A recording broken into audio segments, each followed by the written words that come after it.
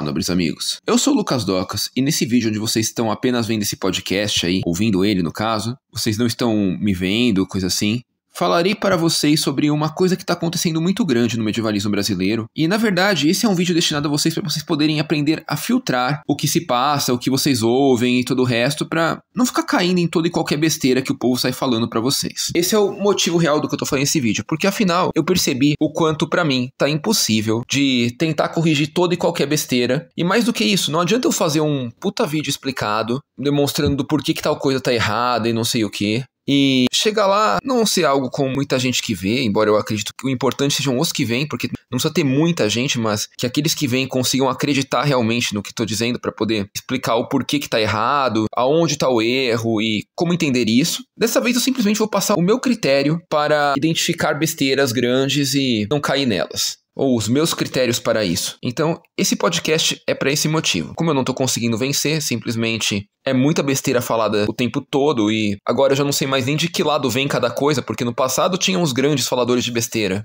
E tudo bem, eles eram só grandes palhaços que falavam merda aqui na internet. E a gente sabe que a internet brasileira, o YouTube brasileiro é recheado desses caras, então não era nenhuma novidade, só era uma novidade no nosso meio. Porém agora tem até gente que supostamente era pra ser séria falando besteira. Então, sim, eu vou passar esse meu crivo pra vocês poderem saber identificar essas besteiras e não cair nelas. Porque afinal a gente nunca sabe de onde ela vai vir. Então, pelo menos assim vocês estarão um pouco mais blindados, terão um pouco mais de critério, não sairão acreditando em toda e qualquer bobagem que vem por aí. Só porque um cara é famosinho que falou, ou só porque um cara supostamente posa de correto e coisa assim falou. Então vamos lá. Quais são os critérios que eu utilizo? Eu utilizo alguns. Eu vou explicar depois mais a fundo cada critério. Entre eles, a lógica, a fonte, a confiabilidade de onde veio essa informação e a aplicabilidade dela na realidade. Eu utilizo esses critérios. A fonte, a confiabilidade da fonte, eu considero critérios diferentes. A lógica, porque acho que não vale a pena só pensar nessas coisas e não ter lógica a coisa, não ter lógica o que está sendo falado. E a aplicabilidade, porque eu acredito que com esses 4 critérios seja muito fácil desmentir a maior parte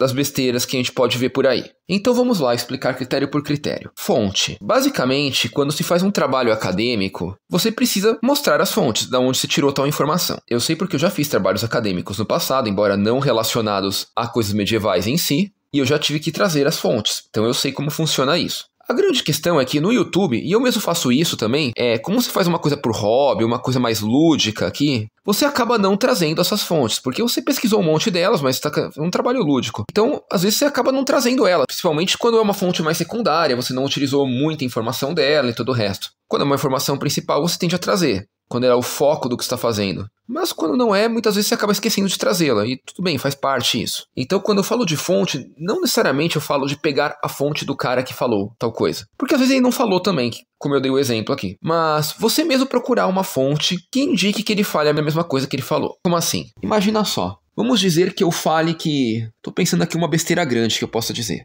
Que a armadura de malha é mais resistente que a armadura de placa. Você vai sair acreditando cegamente que o que eu falei tá certo? Eu até tendo a ter mais cuidado com isso, porque eu não gostaria de prejudicar vocês com uma informação falsa, mas ainda assim, a ideia, se eu falasse uma besteira desse nível aí, você ia acreditar que tá certo? Não. E aí você provavelmente ia jogar no Google lá.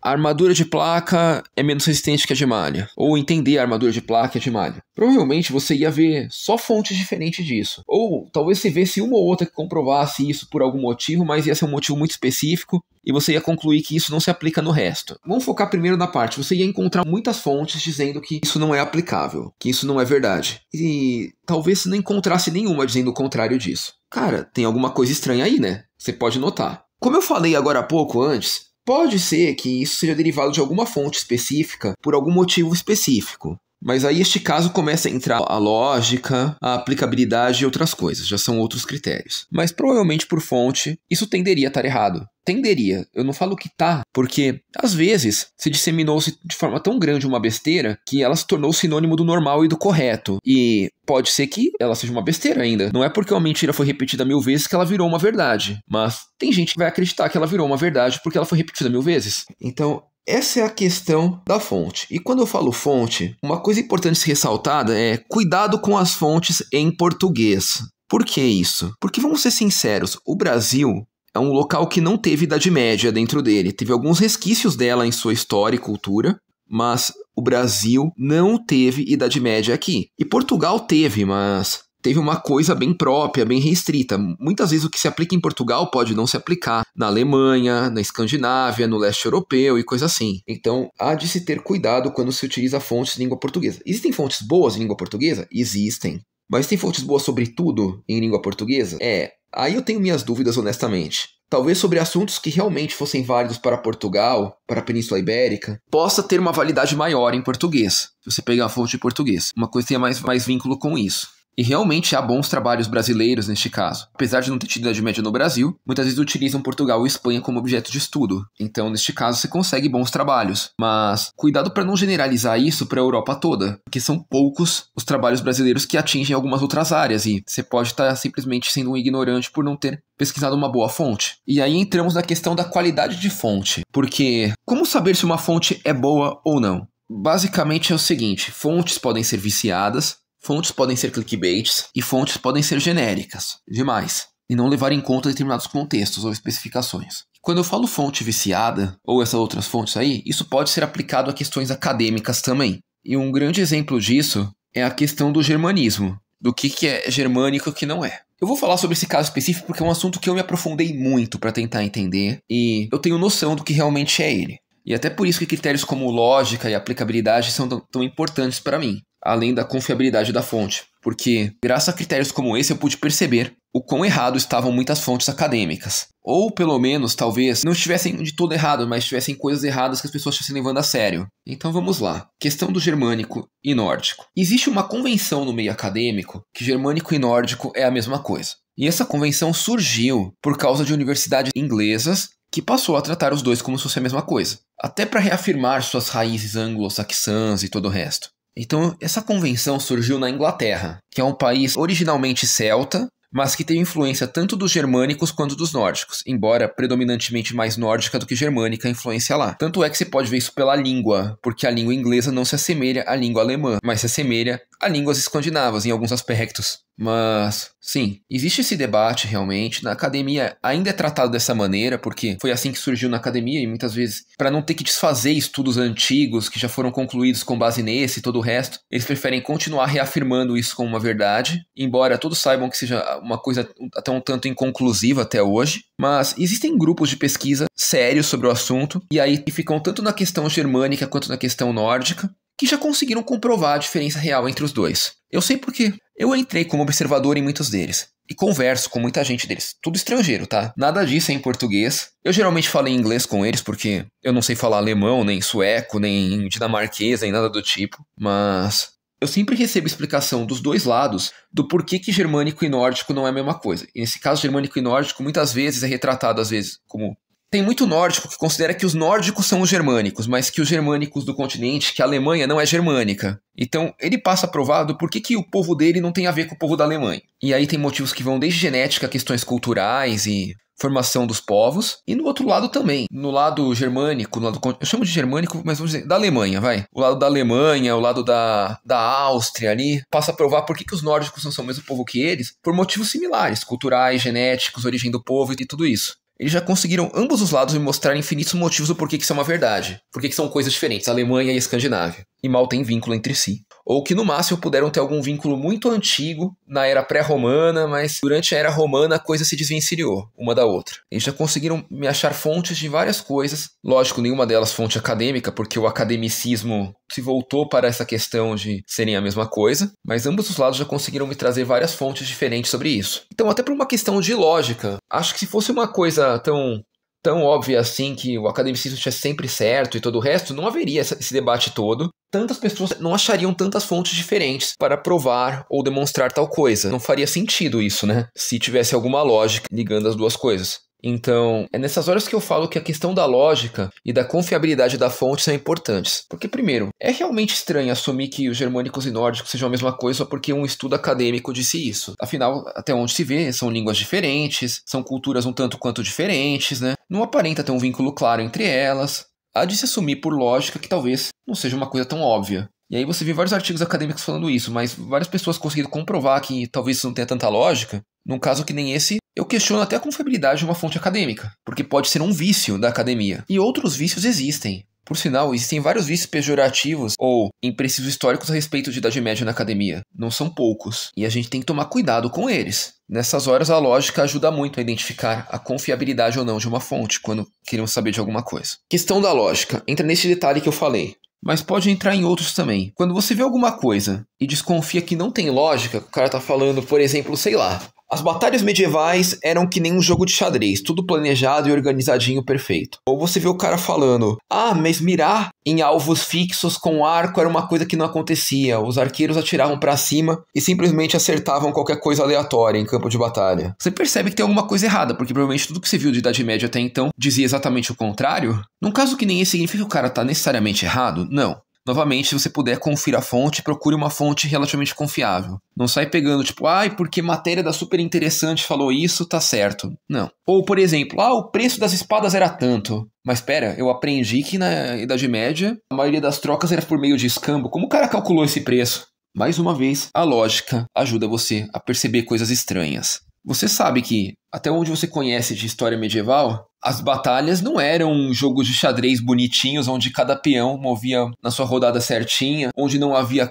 caos ou confusão. Na verdade, uma batalha medieval de verdade era um grande sinônimo de caos muitas vezes. Você sabe que a comparação com o xadrez é meio nonsense, assim. Não tô falando que o xadrez seja de tudo inútil para se aprender alguma coisa, embora, novamente, o xadrez também não fosse uma coisa presente na Idade Média. Ou pelo menos não na maior parte do período. Talvez no finalzinho ali, nos últimos 50 anos dela, passasse a ter, mas não era uma coisa que se aplicaria ao período todo. A mesma coisa os arqueiros para atirar para cima. Talvez houvesse alguma situação muito específica, onde houvessem muitos soldados de cada lado, onde fizesse sentido isso. Mas, naquelas batalhas tipo do The Last Kingdom, onde você vê, tem 100 soldados de cada lado. Você acha que faz sentido o arqueiro sair atirando pra cima numa coisa daquelas? Faria mais sentido ele mirar no cara, né? Teria mais chance de acertar, pelo menos. Mirar no cara ou mirar em direção à força inimiga. Pelo menos num lugar onde ele pudesse acertar alguém no processo. Ou a questão da espada. Você sabe que na Idade Média a economia funcionava por escambo, majoritariamente. Então você sabe que talvez uma espada muito específica de um ferreiro muito específico pudesse ser quantificada de valor, mas o ferreirinho da vila lá, você acha que o cara ia realmente...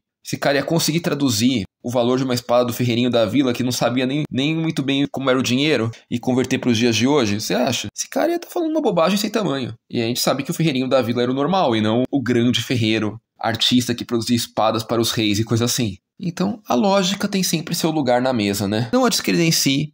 Não negue seus instintos e seu intuito. Porque sim, quando você nota que o cara tá falando uma bobagem, ou que pode ser uma grande bobagem, você já nota de cara muitas vezes que, velho, mas isso não tem muita lógica, tá estranho isso. Aí muitas vezes quando você vai conferir, você descobre que realmente é uma bobagem. Lógico, tem que se conferir, se você quer ter certeza.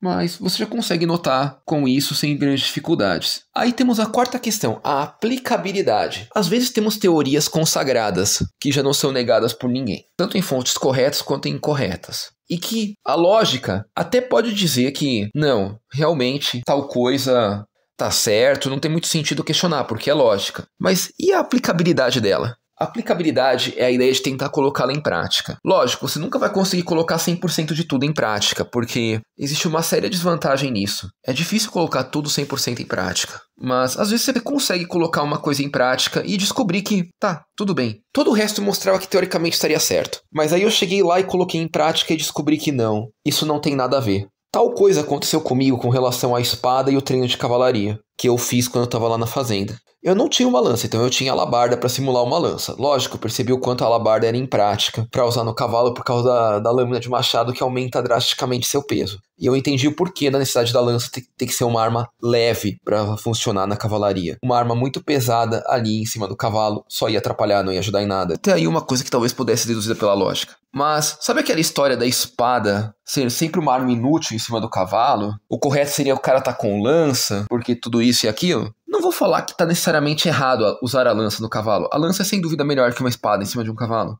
Mas a ideia da espada ter se tornado inútil em cima do cavalo não é verdade. E eu pude concluir isso na prática, na aplicação da coisa. Porque eu pude perceber que sim, talvez, realmente, para lutar contra um oponente montado com uma lança, a espada não faria sentido. Mas se eu estivesse lutando contra um oponente a pé, a espada já poderia fazer mais sentido. Não tô falando que a lança se tornou uma arma pior por isso, ou menos funcional nessa ocasião. Mas a espada não é uma arma completamente antifuncional em cima de um cavalo. Ao contrário do que tudo diz, tanto fonte, fonte confiável, quanto lógica. A aplicabilidade é uma coisa assim, depende muito mais de você ou do que você pode ver na prática. Mas ela pode te fazer conferir muitas besteiras. Um exemplo claro disso é a ideia da armadura não poder ser transpassada por uma espada ou por uma flecha. Você pode ver muitas fontes dizendo que as armaduras protegiam disso. Tanto que protegiam por nunca ser perfurada, quanto por ser perfurada, mas não causar dano significativo depois. Você pode ter uma lógica dizendo que realmente, olha, é ferro puro, o negócio não vai transpassar do nada assim, sem um puta impacto. Mas aí você vê um cara, sei lá, atirando com um arco num pedaço de placa e ele conseguindo danificar a placa e atravessar ela. Isto é a aplicabilidade. Às vezes todo o resto pode fazer sentido, mas aí você vê uma cena dessa do cara simplesmente atirando com uma flecha numa placa peitoral e flecha atravessando ela. E que o negócio não é uma mera montagem. E aí que nós vemos a aplicabilidade de alguma coisa para desmistificar alguma mentira, alguma besteira. Porque às vezes pode parecer que tá tudo correto, não tem nada de errado. Mas aí você vai botar na prática ou vai ver alguém que já fez isso na prática. Você descobre que não é assim. Tudo bem, acontece pra caramba isso. Porque o mundo real, o mundo prático, muitas vezes é diferente do mundo das teorias e da internet. A lógica pode até seguir, às vezes, uma tendência teórica. E tudo bem, não tem nada de errado nisso. Mas não é por isso que também tudo e qualquer coisa que parecia exatamente certo está necessariamente certo. É nessas horas que você vê o que está certo e o que está errado. Tenta aplicar. Ou mesmo que você não consiga aplicar de verdade. Assim, às vezes alguém já fez isso. Ou tenta, sei lá, mesmo que ninguém tenha feito, tenta colocar isso no cenário real. É tudo isso, certo? Tenta imaginar esse cenário real e ver se faz sentido a coisa nele. Embora eu acho que a aplicação prática provavelmente vai desmistificar mais coisa, mas, enfim. Esse é o critério de aplicabilidade. A aplicabilidade da realidade sempre vai tender a mostrar as falhas teóricas, quando elas existirem. Porque, embora o mundo das teorias possa ser muito legal e fazer muito sentido em muitas vezes, mas tem momentos que a realidade vai simplesmente desmentir ele. E tudo bem, faz parte da vida. Então, esse é meu guia de como você pode identificar as grandes mentiras, as grandes besteiras, porque tem muita delas. E, na boa, não dá pra gente competir com elas, se ficar tentando explicar uma por uma aqui. Eu vou passar a fazer um canal só disso, de responder besteira de gente que não sabe nem o que tá falando. Em alguns casos que a pessoa posa de autoridade porque ela tem muitos seguidores ou inscritos. Em outros que ela posa de autoridade porque eu tô investido num manto de eu sou um líder da Associação Brasileira de EMA, ou eu sou um professor de história, ou alguma coisa assim. Na prática, o fato da pessoa ser alguma coisa não impede ela de falar besteiras. Nunca impediu e nunca vai impedir. Tome cuidado pra caramba com isso. Enfim, é um presentinho pra vocês aí, pra vocês aproveitarem melhor e não sair acreditando em tudo que é besteira que vocês verem. Assim vocês sabem como identificá-las, assim como vocês sabem como não cair nelas. Porém, é lógico que eu posso explicar algumas mais ridículas e até ridicularizar os caras que as falam, né? Porque afinal, eu acho que, não que o cara seja ridículo em si, a minha luta não é pessoal contra ninguém. É sempre importante ressaltar isso, nem a minha, nem de outros que possam estar tentando arrumar as besteiras. Mas impedir que essas besteiras se propaguem e pessoas inocentes passem a acreditar em coisas que não são verdade. Então, bom, nobres amigos, por esse vídeo é isso. Obrigado e até a próxima.